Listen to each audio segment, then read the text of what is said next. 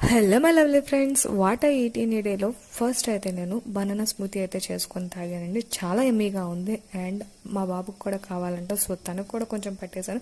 Actually bananas అయితే తన కోసం తీసుకొచ్చారు, బట్ కోల్డ్ అనేసి ఆ బనానాస్ అయితే నేను చేసుకొని తాగుతున్నాను.